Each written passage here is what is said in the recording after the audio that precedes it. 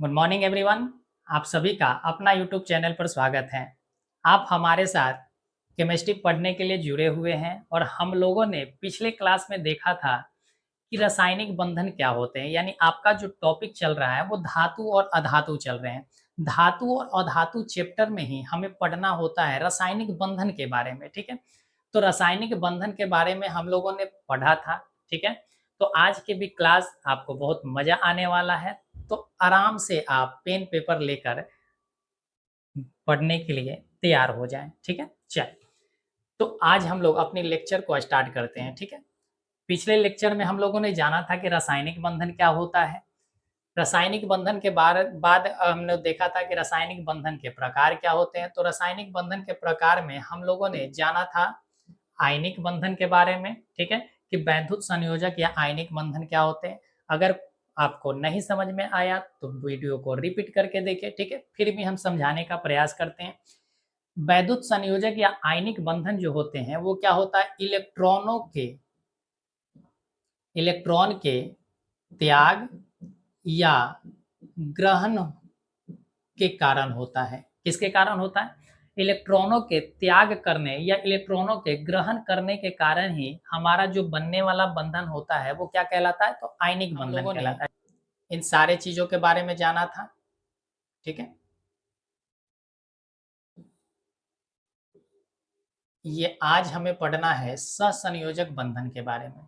किसके बारे में पढ़ना है? सहसंयोजक बंधन के बारे में हम लोगों को पढ़ना है। ठीक है, तो चलिए स्टार्ट करते हैं सहसंयोजक बंधन के बारे में पढ़ना।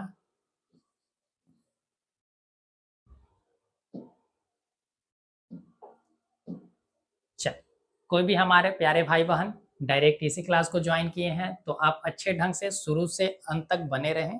ठीक है, आपको सारा का सारा लेक्चर समझ में आएगा। चल, हमें पढ़ना है सहसंयोजक बंधन। सहसंयोजक बंधन होता क्या है, आप इस बात को सबसे पहले समझेंगे। ठीक है, कि सहसंयोजक बंधन क्या होता है। देखो, सहसंयोजक बंधन जो होता है इसमें इलेक्ट्रॉन का साझेदारी होता है। क्या होता है? इलेक्ट्रॉन का साझेदारी किया जाता है। सबसे पहला पॉइंट तो ये आपको ध्यान रखना है। ठीक है, कि यहाँ इलेक्ट्रॉन का साझेदारी, जबकि आयनिक बॉन्ड में क्या हो रहा था, इलेक्ट्रॉन का त्याग हो रहा था। त्याग करना अलग चीज है और साझेदारी करना अलग चीज है।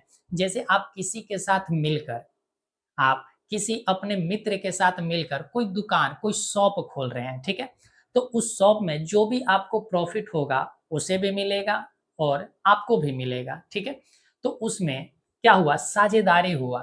तो यहाँ पर जो इलेक्ट्रॉन का साझेदारी होगा, जैसे हमने माना कि एक तत्व ए है और एक तत्व बी है। ठीक है, ये दो अलग अलग तत्व हैं। ठीक है, इसके पास भी इलेक्ट्रॉन है, इसके पास भी इलेक्ट्रॉन है, लेकिन ये ए और बी दोनों का दोनों जो है क्या है, अनस्टेबल है। अनस्टेबल कहने का मतलब है कि ये स्टेबल, स्थिर नहीं है। ये अभी भी भटकती हुई आत्मा की तरह है। किसकी तरह है? भटकती हुई आत्मा की तरह। जिस तरीका से तुम भटक रहे हो, ठीक है, पढ़ाई के लिए, जॉब के लिए या अपने लाइफ पार्टनर के लिए, उसी तरीका से ए और बी भी क्या हो रहा है, भटक रहा है। ठीक है, भटकती हुई आत्मा है आपके तरह। तो ये ए और बी चाहता है कि हम अष्टक नियम पूरा कर लें। क्या चाहता है? कि अष्टक नियम जो है हम कंप्लीट करें। अष्टक नियम क्या होता है तो आपको बताया गया है कि बाहरी जो कोश होता है, बाहरी सेल जो होता है, बाहरी सेल में 8 इलेक्ट्रॉन क्या होना चाहिए, मौजूद होना चाहिए। अगर 8 इलेक्ट्रॉन उसके बाहरी कक्षा में उपस्थित हैं तो उसे माना जाएगा कि ये नोबेल गैस की तरह बिहेव करेगा। यानी ये किसी से फिर रिएक्शन नहीं करने वाला, ये किसी से रिएक्शन नहीं करेगा, ये फिर क्या हो जाएगा, स्टेबल। जैसे तुम्हें जॉब लग गई, ठीक है, जॉब लग जाएगी तो तुम क्या हो जाओगे, स्टेबल हो जाओगे। फिर तुम्हें इधर उधर पैसों के लिए मारना फिरना नहीं पड़ेगा। ठीक है, तो इसी तरीका से ए और बी भी चाहता है कि हम 8 इलेक्ट्रॉन हमारा भी पूरा हो जाए और बी भी चाहता है कि हमारा भी 8 इलेक्ट्रॉन पूरा हो जाए। ठीक है, तो ये क्या करेगा कि जब बी की जरूरत, ये दोनों आपस में बात करेगा। ये दोनों कहेगा कि देखो भाई, हमें भी चाहिए इलेक्ट्रॉन, तुम्हें भी चाहिए इलेक्ट्रॉन, तुम्हें भी स्टेबल होना है, हमें भी स्टेबल होना है। तो स्टेबल होने के लिए हम लोग क्या करें, ऐसा कर लेते हैं कि हम दोनों लोग आपस में एक बॉन्ड बना लेते हैं, एक साझेदारी कर लेते हैं। तो बी कहेगा कि ठीक है साझेदारी कर लो, लेकिन ए कहेगा कि देखो हम साझेदारी कर रहे हैं, हम अगर अपनी सामान तुम्हें दे रहे हैं तो तुम इसका इस्तेमाल करके हमें वापस कर दोगे जब हमें जरूरत पड़ेगी तब, ठीक है। तो बी भी इसी तरीका से कहेगा कि हाँ ठीक है, तो हमारा भी सामान तुम इस्तेमाल करोगे तो हमें जब जरूरत पड़ेगी तो वापस कर देना। तो इस प्रकार से जो भी बीच में बातचीत हुआ ए और बी के बीच में, ठीक है। तो ए क्या किया, ए दिया बी को इलेक्ट्रॉन और बी दिया ए को इलेक्ट्रॉन, ठीक है। तो इन दोनों के बीच जो है इलेक्ट्रॉन का क्या हो रहा है, साझेदारी हो रहा है। इलेक्ट्रॉन का क्या हो रहा है, साझेदारी। और जब ये दोनों इलेक्ट्रॉन का साझेदारी करेंगे तो जितने इलेक्ट्रॉन की आवश्यकता पड़ेगी, ठीक है, जितने इलेक्ट्रॉन की इनको आवश्यकता पड़ेगी उतने इलेक्ट्रॉन का ये साझेदारी करेंगे। जैसे इसे एक इलेक्ट्रॉन चाहिए तो एक इलेक्ट्रॉन बी दे देगा तो इसका अष्टक पूरा, और ए बी को दे देगा तो बी का अष्टक पूरा हो जाएगा। और इस तरीका से ए और बी में दोनों में क्या हो जाएंगे, तो आप कहोगे कि अष्टक वाली क्रियाएं पूरा हो जाएगी, यानी इनके बाह्यतम कोश में 8-8 इलेक्ट्रॉन हो जाएंगे। और 8 इलेक्ट्रॉन जैसे ही हुए तो फिर ये अपने आसपास के जो नोबल गैस होते हैं उनके तरह स्टेबल हो जाएंगे। उनके तरह क्या हो जाएंगे, स्टेबल हो जाएंगे। बात क्लियर हुआ। तो सबसे पहला पॉइंट हमने क्या कहा कि इलेक्ट्रॉनों का साझेदारी होता है, ठीक है। किस लिए होता है, अष्टक नियम को कंप्लीट करने के लिए। साझेदारी कैसे होगा, क्या इलेक्ट्रॉन का कंप्लीट त्याग होगा, तो नहीं, इलेक्ट्रॉन का कंप्लीट त्याग नहीं करना है, ठीक है। इलेक्ट्रॉन जब ए को जरूरत पड़ेगा तो बी से मांगेगा, बी को जरूरत पड़ेगा तो ए से मांगेगा, इसी तरीका से ये चलता रहेगा, ठीक है। अब यहाँ बात आती है कि सहसंयोजक जो बंधन होता है, ठीक है, ये अधातुओं के बीच में होता है। किसके किसके बीच होता है, अधातु और अधातु के बीच होता है। यानी जब अधातु और अधातु, जब अधातु और अधातु आपस में क्या करेंगे, आपस में जब इलेक्ट्रॉन का साझेदारी करेंगे तो यहाँ बनने वाला जो बंधन होगा वो बंधन क्या कहलाएगा, तो मेरे प्यारे बच्चों ये बंधन कहलाएगा सहसंयोजक बंधन। क्या कहलाएगा, सहसंयोजक बंधन कहलाएगा। बात क्लियर हुआ। अब याद करो कि हमने आपको बताया था आयनिक बॉन्ड में कि आयनिक जो बॉन्ड होता है वो धातु और धातु के बीच में होता है। किसके किसके बीच होता है, धातु और धातु के बीच होता है। लेकिन सहसंयोजक बंधन जो होता है वो अधातु अधातु के बीच होता है।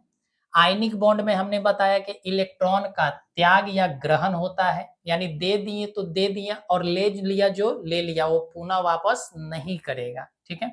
वो भी अष्टक कंप्लीट कर रहा था, यहाँ भी अष्टक कंप्लीट होगा। बात क्लियर हुआ। तो यहाँ से अब तुम्हें समझ में आ गए होंगे कि क्या है, ठीक है। यहाँ से अब तुम्हें समझ में आ गया कि सहसंयोजक बंधन क्या होता है, ठीक है। चलो देखो, अब सहसंयोजक बंधन कंप्लीट हुआ तो यहाँ डिफिनेशन हम पढ़ लेते हैं कि किसे कहते हैं। कह रहा है कि जब दो परमाणु, कितने परमाणु, दो परमाणु, ठीक है, दो परमाणु आपस में इलेक्ट्रॉनों का साझा करके, इलेक्ट्रॉनों का क्या करके, साझा करके अपना अष्टक पूरा करते हैं, अपना अष्टक को क्या करते हैं, पूरा करते हैं, तब उनके बीच बना हुआ जो रासायनिक बंधन है, तब उनके बीच बनने वाला जो बंधन है वो क्या कहलाएगा, तो आप कहोगे कि सहसंयोजक बंधन कहलाएगा। क्या कहलाएगा, सहसंयोजक बंधन कहलाएगा।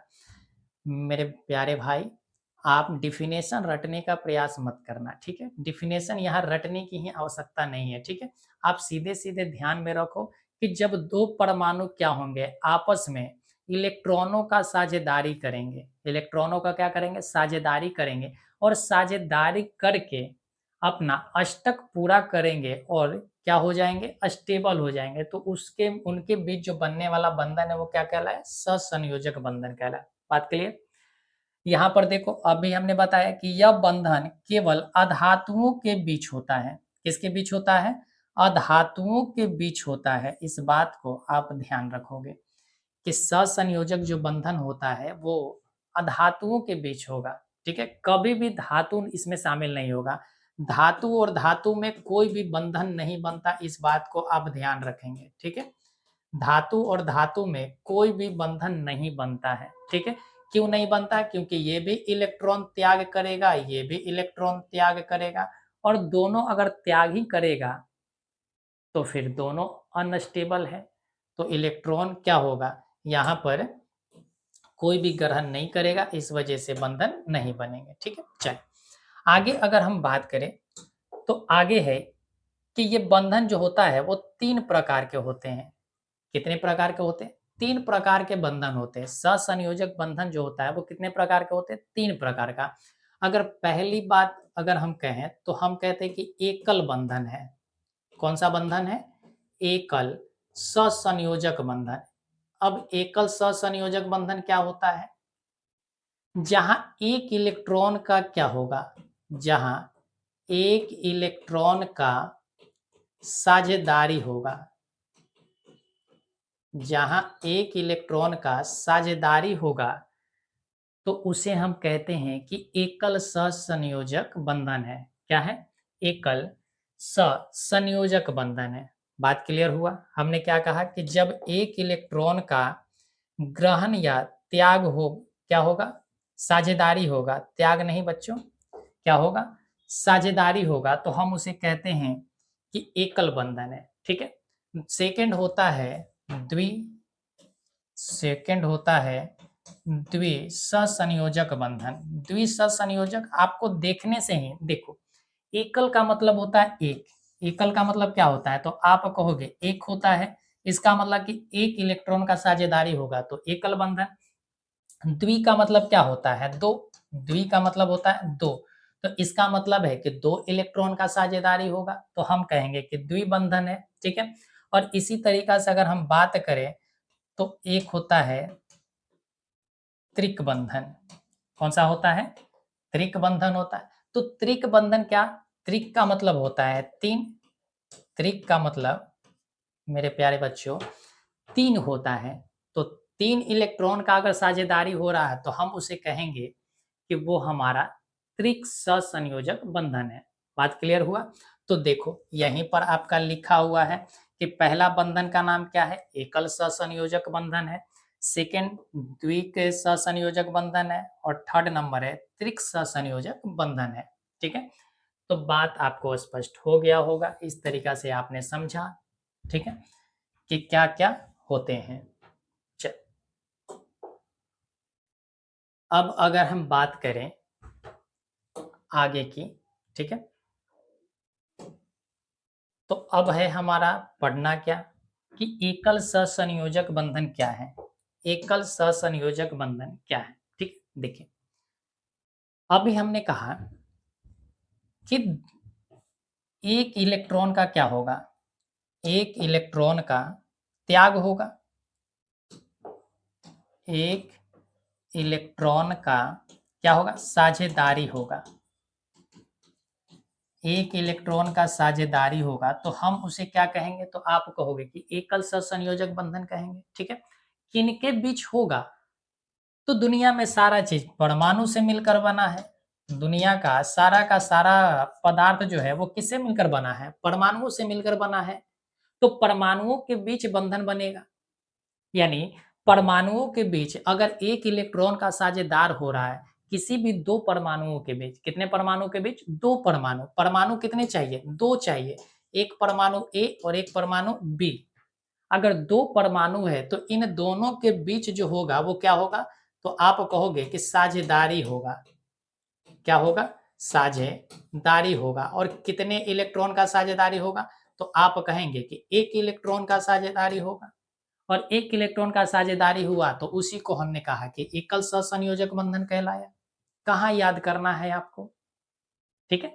चल तो अब यहां पढ़ लेते, कह रहा है कि जब दो परमाणु, कितने परमाणु? दो परमाणु के बीच, दो परमाणु के बीच इलेक्ट्रॉनों का, इसका इलेक्ट्रॉनों का सिर्फ एक युग्म का साझेदारी हो।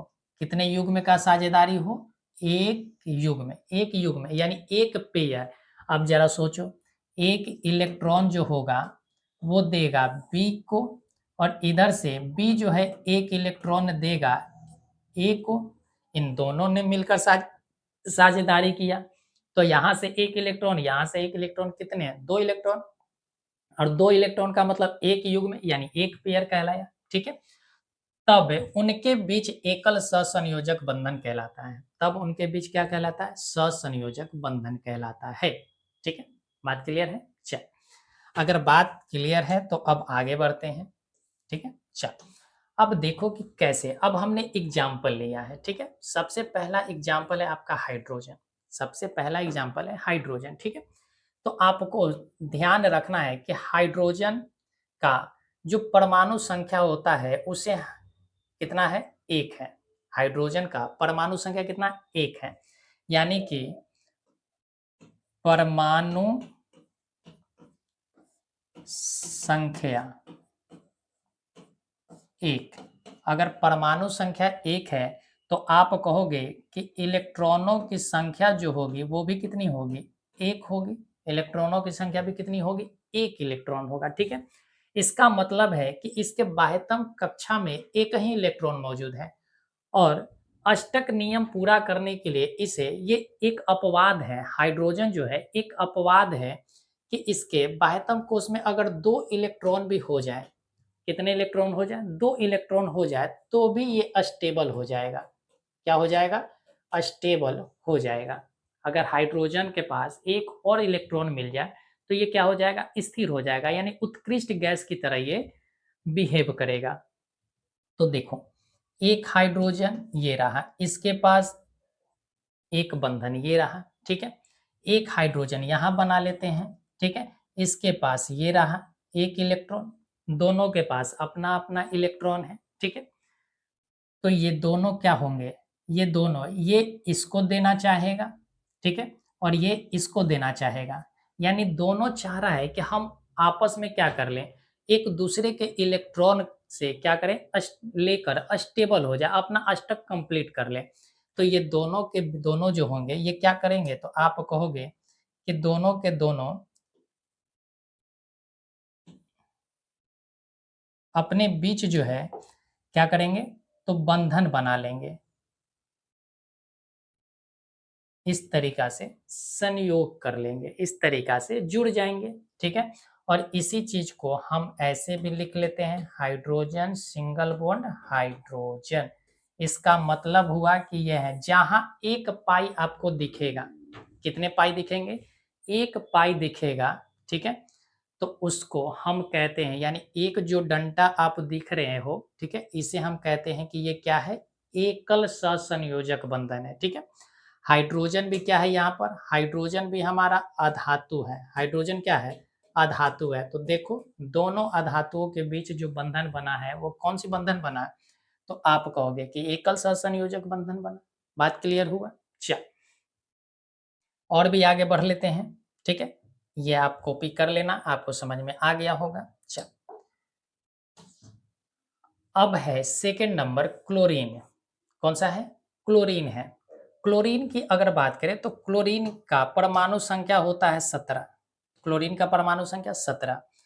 पिछले क्लास में आपको बताया गया कि पहले कोष में 2 इलेक्ट्रॉन भरे जाएंगे, पहले कोष में 2 इलेक्ट्रॉन, सेकंड कोष में 8 इलेक्ट्रॉन भरे जाएंगे, और थर्ड कोष की अगर बात करें तो कितने? 8 इलेक्ट्रॉन भर सकते हैं। भरने के लिए तो 18 भर सकते हैं, लेकिन 8 इलेक्ट्रॉन भरेंगे तो भी स्टेबल हो जाएगा। लेकिन इसके पास अब कितने इलेक्ट्रॉन बचे? 7 इलेक्ट्रॉन बचा। कितने इलेक्ट्रॉन बचा? 7 इलेक्ट्रॉन बचा। तो अब ये क्या करेगा? यहाँ देखो, क्लोरीन 2 है। कितने हैं क्लोरीन? संख्या में 2 है। तो एक क्लोरीन ये रहा और एक क्लोरीन ये रहा। अब उसके बाह्यतम कोश में 7 इलेक्ट्रॉन है, तो 7 इलेक्ट्रॉन अलग अलग हम बना लेते हैं। 2 इलेक्ट्रॉन यहाँ हमने बनाया, 2 इलेक्ट्रॉन यहाँ हमने बना लिया, 2 इलेक्ट्रॉन यहाँ हमने बना लिया। अब आपके मन में ऐसा सवाल नहीं चलना चाहिए कि सर आप क्रॉस क्यों कर रहे हैं, डॉट क्यों दे रहे हैं, ठीक है। हालांकि पहचानने के लिए तो डॉट का ही नियम होता है, ठीक है। लेकिन आप ध्यान रखो कि अलग अलग दिखा रहे हैं ताकि साझेदारी आपको पता चले। और ऐसे क्यों लिख रहे हैं? आप एक ही साथ लिख दो, ठीक है, कोई मतलब नहीं बनता। जैसे आपको समझ में आ रहा है वैसे समझो, ठीक है। बहुत सारे टीचर क्या करते हैं, आपको ये सारे चीज नहीं बताते, आप कंफ्यूज रहते हो, ठीक है, कि क्रॉस ही क्यों किया गया या ऐसे ही क्यों। चलिए आगे बढ़ते हैं। तो यहाँ क्लोरीन 6 हो गया, इसके बाह्यतम कोश में 7 इलेक्ट्रॉन है, तो हमने 7 इलेक्ट्रॉन बनाया। अब इस क्लोरीन के पास भी कितने इलेक्ट्रॉन है, 7 इलेक्ट्रॉन है, तो 7 इलेक्ट्रॉन है तो 2। अब यहाँ हम दूसरे बना लेते ताकि आपको पहचान में आए। ये रहा 1 इलेक्ट्रॉन, 2 इलेक्ट्रॉन, ये रहा 2 2 4 इलेक्ट्रॉन, और ये रहा 2 6 इलेक्ट्रॉन, और एक यहाँ बना लिए। कितने हो गए, 7 इलेक्ट्रॉन, ठीक है। अब इस क्लोरीन को भी स्टेबल होना है, इसको भी होना है, तो ये आपस में क्या करेगा, ये दोनों आपस में इस तरीका से क्या करेगा, संयोग करेगा, और इस तरीका से संयोग करके क्या करेगा, एक बंधन बना लेगा, जिसे हम क्या कहेंगे, एकल सहसंयोजक बंधन। यानी इस चीज को हम ऐसे भी लिख सकते हैं, कोई दिक्कत यहाँ होने वाली नहीं है। बात क्लियर है। चल, और भी अगर हम बात करें तो और भी क्या हो सकता है। चल, आपके लिए स्लाइड हमने अलग लिया। आगे जो है CH4 है, क्या है, CH4। चल, यहाँ देखो CH4, ठीक है। CH4 का क्या मामला है, देखो यहाँ कार्बन कितने हैं, 1 हैं। हालांकि आपको याद होना चाहिए कि उसके परमाणु संख्या कितने होते हैं। कार्बन का परमाणु संख्या 6 होता है। जिस चीज को आपको लिखवा दिया जा रहा है उसको ध्यान रखें। कार्बन का परमाणु संख्या कितना होता है, 6 होता है। हाइड्रोजन आपको अभी बताए हमने कि हाइड्रोजन का क्या होता है, 1 होता है। तो यहां से आप देखोगे, तो कार्बन 1 है, ठीक है, तो हमने यहाँ कार्बन बनाया। अब कार्बन का 6 इलेक्ट्रॉन है, तो आप पहली कक्षा में 2 इलेक्ट्रॉन भर दोगे, सेकेंड वाली कक्षा में भरना तो है 8 इलेक्ट्रॉन, लेकिन 8 तो अब बचे नहीं, 4 ही इलेक्ट्रॉन बच पाए, तो 4 इलेक्ट्रॉन हमने रखा, ठीक है। तो इसके पास कितने इलेक्ट्रॉन है, 4 इलेक्ट्रॉन है, तो हमने इस तरीका से 4 इलेक्ट्रॉन बना दिया। कितने इलेक्ट्रॉन बना दिया, 4 इलेक्ट्रॉन बना दिया। अब हाइड्रोजन कितने हैं, तो आप कहोगे कि हाइड्रोजन जो है हमारा, हाइड्रोजन जो है वो हमारे 4 है, तो एक हाइड्रोजन हमने यहाँ बनाया, एक हाइड्रोजन हमने यहाँ बनाया, और एक हाइड्रोजन यहाँ, और एक हाइड्रोजन यहाँ बनाया। तो इनके बीच होगा क्या, इसके पास भी अपना इलेक्ट्रॉन होगा, इसके पास भी अपना क्या होगा, इलेक्ट्रॉन होगा। तो अपना एक इलेक्ट्रॉन ये बनाया, ठीक है, इधर इसका ये इलेक्ट्रॉन रहा, इधर से ये इलेक्ट्रॉन रहा, इधर से ये इलेक्ट्रॉन रहा। तो सबका अपना अपना इलेक्ट्रॉन तो रख लिया, ठीक है। अब क्या होगा, तो अब एक दूसरे से साझेदारी होंगे, एक दूसरे से क्या होंगे, साझेदारी होंगे, ठीक है। तो साझेदारी कैसे होगा, तो इस तरीका से होगा, ठीक है। अब देखो, हाइड्रोजन को हमने अभी कहा था कि अगर इसके पास 2 इलेक्ट्रॉन मौजूद हो जाए तो ये क्या हो जाएगा, स्टेबल हो जाएगा। तो एक इलेक्ट्रॉन इसके पास पहले से थे, और एक कार्बन से लिया तो 2 इलेक्ट्रॉन हो गया, ठीक है। तो इसके भी क्या हो गए, इसके भी हो गए, ठीक है, 2 इलेक्ट्रॉन, यहाँ भी 2 इलेक्ट्रॉन हो गया हाइड्रोजन, यहाँ भी हाइड्रोजन के 2 इलेक्ट्रॉन हो गए। तो आपने देखा कि हाइड्रोजन के 2 इलेक्ट्रॉन हो गए, लेकिन कार्बन का क्या हुआ, क्या कार्बन के पास 8 इलेक्ट्रॉन हो गए, तो कार्बन के पास भी 8 इलेक्ट्रॉन, 1 2 3 4, 4 इलेक्ट्रॉन इसके पास खुद थे, और 4 इलेक्ट्रॉन 1 2 3 4, 4 इलेक्ट्रॉन इन्होंने हाइड्रोजन से लिया, ठीक है। 4 हाइड्रोजन से एक एक इलेक्ट्रॉन उधारी लिया, ठीक है, साझेदारी किया, और यहाँ पर बॉन्ड बन गया क्या, तो आप कहोगे सहसंयोजक, यानी एकल सहसंयोजक बंधन, यानी सभी से एक एक इलेक्ट्रॉन लिया है ये, ठीक है। तो ये आप लिख सकते हो इस तरीका से, सी, ठीक है, यहाँ देखो सी, इस तरीका से आप यही लिखा हुआ आप बुक में देखते हो, ठीक है। इस तरीका से आप लिखा हुआ बुक में देखते हो, जब भी ऐसा लिखा हुआ आप देखो तो समझ जाओ कि ये कैसा बंधन है, तो एकल बंधन है, ठीक है, एकल सहसंयोजक बंधन है। बात क्लियर हुआ। चल, अब यहाँ देखोगे तो और भी है, CO2, अगला क्या है, CCl4 है, ठीक है, CCl4। तो CCl4 में क्या होगा, देखो CCl4 कार्बन के कितने 4, कार्बन के कितने इलेक्ट्रॉन हो गए, तो आप कहोगे 4 इलेक्ट्रॉन होगा। तो कार्बन का हमने 4 इलेक्ट्रॉन बनाया, 1 2 3 4 इलेक्ट्रॉन बनाया। क्लोरीन कितने हैं हम इसको बता रहे हैं, ठीक है। क्लोरीन कितने हैं 4, और क्लोरीन के बाह्यतम कोश में 7 इलेक्ट्रॉन होते हैं। तो 7 इलेक्ट्रॉन है तो क्लोरीन पहले बनाओ, ठीक है। चारों तरफ हमने क्लोरीन बनाया, ठीक है। तो इसके पास 7 इलेक्ट्रॉन है। तो देखो 1 2 3 4 5 6 7, ठीक है। इसके पास भी 2 2 4 और ये रहा 2 6, ठीक है। यहाँ भी 2 4 6 और ये रहा 7, इसके पास भी 7 इलेक्ट्रॉन। अब इसके पास भी 7 इलेक्ट्रॉन। अब ये सभी क्या करेंगे, आपस में संयोग करेंगे, आपस में जुड़ेंगे। तो आपस में जुड़ने के लिए क्या करेंगे, बंधन एक दूसरे से शेयरिंग करेंगे। तो ये शेयर हुआ, इधर से ये शेयर हुआ, इधर से ये शेयर हुआ और इधर से ये शेयर हुआ, ठीक है। तो इस तरीका से जो बंधन बन रहा है उसे हम कौन सी बंधन कहें, तो एकल सहसंयोजक बंधन कहें। तो अब आपको अच्छे ढंग से समझ में आ गया होगा। तो अब आप इसको इस तरीका से लिख सकते हैं, ठीक है। इस तरीका से आप लिख सकते हैं और इसका मतलब क्या है कि ये एकल बंधन के द्वारा जुड़ा हुआ है, ठीक है। और क्या है, तो साझेदारी हुआ है।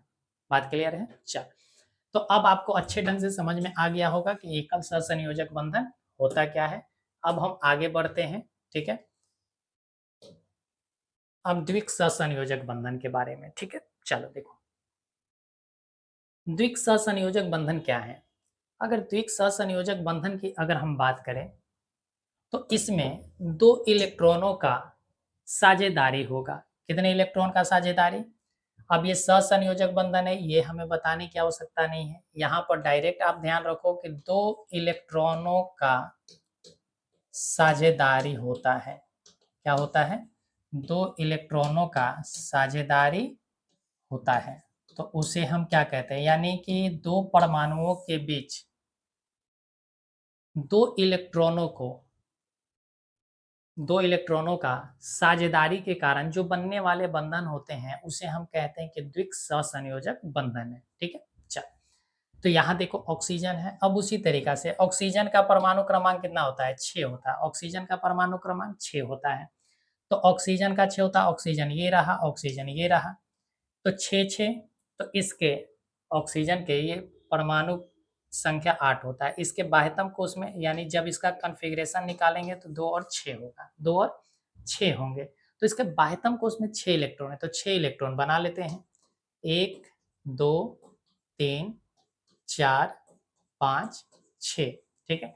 इसी तरीका से यहाँ भी बना लेते हैं, 2 4 6, ठीक है। तो ये दोनों आपस में क्या करेगा, तो आप कहोगे कि ये दोनों जो है आपस में संयोग करेगा। ये दोनों आपस में क्या करेगा, संयोग करेगा।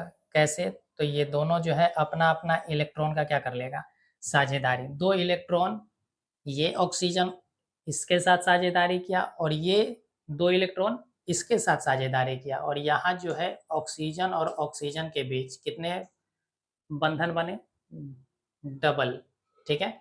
तो इसे कहा गया कि द्विक सहसंयोजक बंधन है, ठीक है। चल, तो अब आपको बेहतर ढंग से समझ में आ रहे होंगे। ऐसा नहीं है कि आप बच्चे हो आपको समझ में नहीं आ रहा होगा। हमें लगता है कि आपको सभी के सभी चीजें समझ में आ रहे होंगे, ठीक है। चल, अब आती है CO2। क्या है, CO2 है। तो कार्बन का परमाणु संख्या 6 होता है, ऑक्सीजन का परमाणु संख्या 8 होता है, ठीक है। तो एक कार्बन है, एक क्या है, कार्बन है, ठीक है। ऑक्सीजन कितने हैं, तो ऑक्सीजन कहोगे कि ऑक्सीजन 2 है। तो ये ऑक्सीजन रहा, ये ऑक्सीजन रहा, ठीक है। अब ऑक्सीजन को हम ऐसे जगह बनाते हैं जाके ताकि आपको ये ऑक्सीजन रहा, ठीक है। कार्बन के पास कितने परमाणु, कार्बन के पास कितने इलेक्ट्रॉन होंगे, तो बाह्यतम कोश में इलेक्ट्रॉनों की संख्या 4 होगी। तो 4 इलेक्ट्रॉन बना लेते हैं इसके पास, 4 इलेक्ट्रॉन। देखो 2 इलेक्ट्रॉन इधर बना लेते हैं और 2 इलेक्ट्रॉन इधर बना लेते हैं। हालांकि आप कहीं भी बनाओ, ठीक है, बस साझेदारी होना चाहिए। ऑक्सीजन के पास कितने इलेक्ट्रॉन, तो आप कहोगे कि बाह्यतम कोश में 6 इलेक्ट्रॉन, तो 6 इलेक्ट्रॉन का कर लेते हैं 2, 4 और ये रहा 6, ठीक है। यहाँ भी 2, 4 और ये रहा 6, ठीक है, तो 6 इलेक्ट्रॉन हो गए। अब ये क्या करेगा, ये कार्बन जो है, कार्बन को चाहिए 4 इलेक्ट्रॉन, कार्बन को कितने चाहिए 4 इलेक्ट्रॉन, तो ऑक्सीजन जो है 4 नहीं दे सकता है। ऑक्सीजन, एक ऑक्सीजन 4 इलेक्ट्रॉन का साझेदारी नहीं करेगा, क्योंकि जब भी साझेदारी होंगे बराबर हिस्सों में होंगे, ठीक है। जब भी साझेदारी होगा वो क्या होगा, तो आप कहोगे कि बराबर के हिस्सों में होंगे, ठीक है, बराबर के हिस्सों में ही साझेदारी होंगे, ठीक है, अलग में साझेदारी नहीं होने वाला है, ठीक। चल, तो यहां से देखो 2 इलेक्ट्रॉन का साझेदारी इसके साथ और 2 इलेक्ट्रॉन का साझेदारी इसके साथ कर लेगा, ठीक है। तो यहाँ पर जो बंधन बनने वाले हैं वो बंधन क्या कहलाया, तो आप कहोगे कि द्विक सहसंयोजक बंधन कहलाया। तो यहाँ हम इसे क्या लिख सकते हैं, oxygen double bond carbon double bond oxygen, ठीक है। इस तरीका से हमारा बन गया। बोल, कोई दिक्कत है इसमें, नहीं होना चाहिए। चल, आगे है C2H4, आप खुद बनाना, ठीक है। CH2 ये खुद बनाना, ठीक है, आपको प्रैक्टिस खुद भी करने होंगे, इस वजह से हमने लाया था।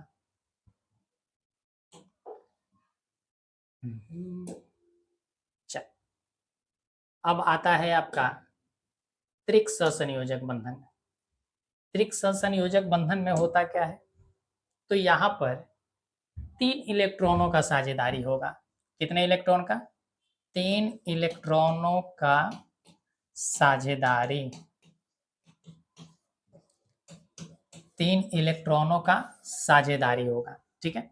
अगर 3 इलेक्ट्रॉनों का साझेदारी हो रहा है, ठीक है, तो हम कहेंगे कि उनके बीच बनने वाला जो बंधन है वो कौन सा बंधन है, तो त्रिक सहसंयोजक बंधन है, ठीक है, ट्रिपल बॉन्ड जिसे हम कहते हैं। अब यहाँ ट्रिपल बॉन्ड जो हुआ है नाइट्रोजन, और यहाँ देखो 2 एग्जाम्पल हमने लिया है, इसको आप समझ लो 2 एग्जाम्पल के, ठीक है, काफी है। जैसे नाइट्रोजन, नाइट्रोजन का परमाणु संख्या होता है 7, नाइट्रोजन के परमाणु संख्या कितने होते हैं, 7 होते हैं। तो पहली कक्षा में 2 इलेक्ट्रॉन भरे जाएंगे। अगर इसका कन्फिग्रेशन हम निकालें, ठीक है, कन्फिग्रेशन निकालें तो इसका कन्फिग्रेशन क्या होगा, तो आप कहोगे कि कन्फिग्रेशन जो इसका होगा 2 और 5 होगा, ठीक है, 2 और 5। तो 2 नाइट्रोजन है, एक नाइट्रोजन ये रहा और एक नाइट्रोजन ये रहा। इन दोनों के बीच कितने हैं बाह्यतम कोश में इलेक्ट्रॉन, 5 इलेक्ट्रॉन है। तो ये रहा 2 और ये रहा 3 इलेक्ट्रॉन, ठीक है। इसके पास भी 5 इलेक्ट्रॉन है, तो ये 5 इलेक्ट्रॉन, ठीक है, ये रहा 5 इलेक्ट्रॉन। अब ये दोनों आपस में क्या करेगा, आपस में बंधन बनाएगा। तो इस तरीका से ये क्या कर लेंगे, बंधन बना लेंगे, ठीक है, इस तरीका से क्या बना लेंगे, बंधन बना लेंगे। तो इसी को हम क्या लिख देते हैं, एन ट्रिपल बॉन्ड एन, ठीक है। अगर ऐसा भी लिखा आए तो आप समझ जाना कि वो कौन सा बंधन है, त्रिक बंधन है। बात क्लियर है, आगे बढ़े, मजा आ रहा है आपको। चल, एक है आपका C2H2, ठीक है, कार्बन कितने हैं, 2 हैं, तो एक कार्बन ये रहा और एक कार्बन ये रहा, ठीक है। अब हाइड्रोजन कितने हैं, 2 है, तो एक हाइड्रोजन हमने इधर ले लिया, एक हाइड्रोजन हमने इधर ले लिया, ठीक है। या आप ऊपर नीचे कहीं भी ले सकते हो, इससे कोई फर्क नहीं पड़ रहा, आप जैसे मर्जी वैसे कर लो। तो यहाँ हाइड्रोजन, हाइड्रोजन का जरा पेन हम चेंज कर लेते हैं ताकि हाइड्रोजन आपको अच्छे ढंग से दिखे। ये रहा हाइड्रोजन और ये रहा हाइड्रोजन, ठीक है। चल, हाइड्रोजन के परमाणु संख्या 1 होता है, उसके बाह्यतम कोश में एक ही इलेक्ट्रॉन होंगे, तो एक इलेक्ट्रॉन ये रहा, एक इलेक्ट्रॉन इसका ये रहा, ठीक है। कार्बन के बाह्यतम कोश में 4 इलेक्ट्रॉन होता है, तो यहाँ हम 4 इलेक्ट्रॉन बना दे रहे हैं, 1 2 3, ठीक है। और यहाँ एक इसका रहा, एक यहाँ पर, ठीक है, तो 4 हो गए। इसके पास भी 4 है तो 4 बना दिया हमने। ठीक, चल अब यहाँ पर क्या होगा, तो आप कहोगे कि अब यहाँ पर सर बंधन बनेगा। क्या बनेगा? बंधन बनेगा। तो बंधन कैसे बनेगा? देखो, सबसे पहले कि ये कार्बन को चाहिए 8 इलेक्ट्रॉन। कितने इलेक्ट्रॉन? 8। 4 इसके पास मौजूद है, इसको 4 और चाहिए। तो 4 मौजूद है तो 1 इलेक्ट्रॉन हाइड्रोजन से ले लेगा। 1 इलेक्ट्रॉन किससे लेगा? हाइड्रोजन से ले लेगा।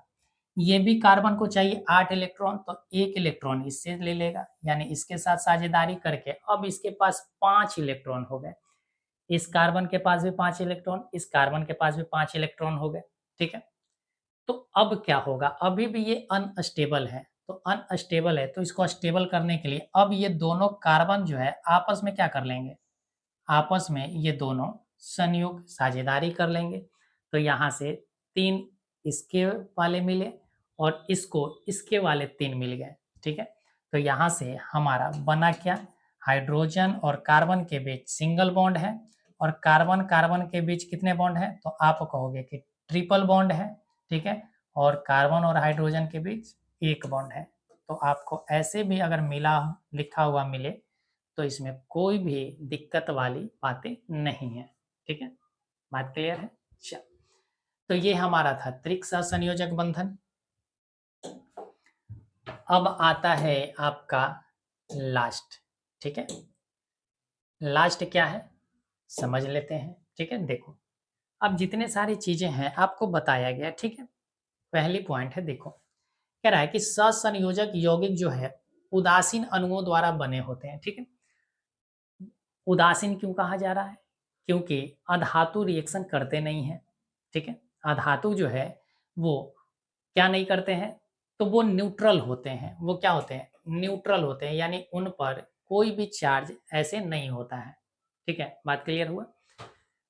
तो यहाँ अगर देखा जाए तो उदासीन अणुओं द्वारा बने होते हैं। ठीक है, और इन अणुओं के बीच विद्यमान बंध आकर्षण बंध, ठीक है, ये क्या है? बंध है। ठीक है, आकर्षण बंध जो होता है आयनिक यौगिक के आयनों के बीच वाले आकर्षण बंध की तुलना में काफी कमजोर होते हैं। ठीक है, क्या कह रहा है कि काफी कमजोर। अब ध्यान से बात सुनो। ठीक है, बात सुनो ध्यान से। देखो, आयनिक जो बंधन होता है ना, आयनिक बंधन, ठीक है, आयनिक बंधन मजबूत बंधन होता है। क्या होता है? मजबूत बंधन होता है। ठीक है, और मजबूत बंधन होने के कारण ही इसके द्रव्यनांक और क्वथनांक जो होते हैं उच्च होते हैं। द्रव्यनांक और क्वथनांक क्या होते हैं? उच्च होते हैं, यानी इसको तोड़ने के लिए हमें बहुत अधिक ऊष्मा की आवश्यकता पड़ती है। अगर बहुत अधिक हम ऊष्मा देंगे तभी ये आयनिक बंधन टूटेंगे, अन्यथा नहीं टूटते हैं। ठीक है, इस वजह से ये ठोस के रूप में, क्रिस्टलीय रूप में पाए जाते हैं। किस रूप में पाए जाते हैं? क्रिस्टलीय के रूप में पाए जाते हैं। ठोस अवस्था में ये विद्युत का चालन नहीं करेगा, ठोस अवस्था में विद्युत का चालन नहीं करेगा, लेकिन जब इसे हम जल के साथ घोल देते हैं तो ये विद्युत का क्या करने लग जाता है? संचालन करने लग जाता है। ठीक है, तो ये आयनिक बंधन जो था काफी मजबूत बंधन था। लेकिन अगर हम बात करें सहसंयोजक बंधन की, तो सहसंयोजक बंधन जो होता है वो काफी कमजोर बंधन होते हैं, और काफी कमजोर बंधन होने के वजह से इनको अगर कम भी उष्मा दिया जाए तो ये आसानी से टूट जाते हैं। आसानी से क्या होते हैं? टूट जाते हैं। ठीक है, यानी कम उष्मा में ही ये क्या हो जाते हैं? वाष्पशील हो जाते हैं, यानी वाष्प बनने लग जाते हैं, और ये द्रव, गैस और ठोस अवस्था तीनों अवस्थाएं में मिल जाते हैं। ठीक है, तीनों अवस्थाओं में ये क्या होते हैं? मिल जाते हैं। तो आप यहाँ से ध्यान रखना कि सहसंयोजक बंधन जो होता है वो काफी कमजोर बंधन होता है। क्या होता है? काफी कमजोर बंधन होता है। ठीक है, चल, सहसंयोजक बंधन क्या होता है? काफी कमजोर बंधन होता है। आयनिक बंधन मजबूत होता है। कमजोर होने के कारण क्या होगा? इसके द्रव्यनांक और क्वथनांक काफी निम्न होंगे, जबकि आयनिक बंधन में क्या था? द्रव्यनांक और क्वथनांक क्या था? काफी उच्च था। ठीक है, आयनिक बंधन क्या थे? जल में विलेय था, लेकिन ये क्या है? ये सहसंयोजक बंधन जो है जल में अविलेय है, यानी जल में ये नहीं घुलेगा। जल में ये नहीं घुलते हैं, ठीक है। जैसे आप अगर किसको कार्बन को अगर जल में घोलना चाहोगे तो नहीं घुलेगा। क्या नहीं होगा? नहीं घुलेगा। अगर आप सल्फर और कार्बन को, ठीक है, अगर जल में घोलोगे, सल्फर को अगर जल में घोलोगे तो ये क्या नहीं होगा? नहीं घुलेगा, ठीक है। किंतु कार्बनिक विलायकों में ये पूरी तरीका से घुल जाएगा।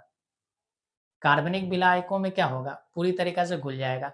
यानी कि जो हम आयनिक बंधन में देखा था कि बेंजीन में, ठीक है, एसीटोन में, फिर हमने देखा था कि बहुत सारे बंधन थे जो हमारा कार्बनिक पदार्थ बना हुआ था, पेट्रोल, गैस, पेट्रोलियम हो गया, यानी कोई भी पेट्रोल, डीजल, सारी चीज़ों में, उसमें क्या था? आयनिक बंधन अविलेय था। लेकिन यहाँ सहसंयोजक बंधन क्या है? कार्बनिक विलायकों में घुल जाएगा, ठीक है। विलायक हम किसे कहते हैं? जो अपने अंदर किसी भी चीज को घोल ले, उसी को हम विलायक कहते हैं, ठीक है। तो यहां से तुम्हें ये बात समझ में आ गए होंगे कि कार्बनिक विलायक में क्या होता है? सहसंयोजक बंधन, घुल जाता है यानी विलेय होता है, लेकिन जल में अविलेय होता है यानी जल में नहीं घुलता है। अगला पॉइंट है विद्युत का कुचालक होता है। विद्युत का क्या होता है? कुचालक होता है, ठीक है। इसी वजह से आप जानते हो कि ऑक्सीजन हमें चाहिए। क्या चाहिए? ऑक्सीजन हमें चाहिए, ठीक है। अगर ऑक्सीजन अगर विद्युत का चालन करता, ऑक्सीजन अगर विद्युत का चालन करता है, क्योंकि O2 है, इनके बीच कौन सा बॉन्ड है? तो आप कहोगे डबल बॉन्ड है। और कौन सा? सहसंयोजक बंध है, द्विक सहसंयोजक बंध। अगर ऐसा होता, अगर ये विद्युत का चालन करता, ठीक है, तो ये क्या होते हैं? तो ऑक्सीजन जैसे ही हम सांस लेते हैं तो ऑक्सीजन हमारे शरीर में जाता, ऊपर में मौजूद क्या है? तो आप कहोगे इलेक्ट्रिसिटी मौजूद है, ठीक है। इलेक्ट्रिसिटी तुरंत हमारे फेफड़ा को क्या कर देता है? झटका मार देता है। क्या कर देता? झटका लगा देता है, ठीक है, और हम वहीं पर निपटारा हो जाते हैं, ठीक है। तो इस वजह से ध्यान रखना कि ये विद्युत का क्या होता है? कुचालक होता है। लेकिन आयनिक बंध जो होता है विद्युत का क्या होता है? सुचालक होता है। और इसी वजह से जब हम नमक पानी का घोल बनाकर किसी अर्थिंग के पास डालते थे तो उससे दूर से ही डालते थे, ऐसा नहीं कि जाकर उसके पास गिराते थे, ठीक। हमें झटका लगने की क्या थी? संभावना ज्यादा थी, ठीक है। चल, तो यहाँ से ये चीज हमारे क्या हुए? बंधन कंप्लीट हुए, ठीक है। तो आई होप कि आपको ये सारे का सारा चीज समझ में आ गया होगा। सारा का सारा जो चीज है आपको समझ में आ गए होंगे।